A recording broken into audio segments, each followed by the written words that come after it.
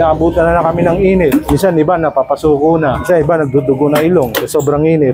Tapos yung harina, pag hindi maganda ang klase, nalulusaw sa init. Kasi pag bago ka pa lang ito, abutin ka 6 na oras eh. Pero sa aming mga marurunong na nakabot lang ito 2 oras, 2.5 oras. Pag patigil-tigil ka eh, lalo ka lang matatagalan. Abutan ka pa ng paano. Gawa ka nito tuloy-tuloy. Pahinga lang, ihi, kain, tapos gawa na ulit. Pag nakakaliman na kami, ipapalit na sa amin. Ako po si Jason Tulibas, 15 years na gumagawa ng wrapper. 15 anyos pa lang ako eh, gumagawa na ako. Titimplahan mo na, bubuhusan ng harina, isang sako, tapos mantika, asin, tubig, 2 container. Depende naman sa mga naghalo, kung marunong na. Kasi pag marunong na eh, di na inaabot na kalating oras eh. 20 minutes tapos na. Depende yan, minsan umaabot na ano yan eh, 3,000, tanda. May medium, may large. 2 klase lang kami sa Imus eh. Sukat na yon. Sa unahin namin, medium. Yan depende rin sa araw. Kung ano mabili, kung medium, kung large. May pasok naman kasi puro large ang mabili sa amin eh. Ang cheesesteak, minsan, sa kalating oras lang, pag puro large. Pero di kami nagbabaksak sa iba. Meron rin nagbabaksak sa amin eh. Lalo pag kulang kami sa gawa eh.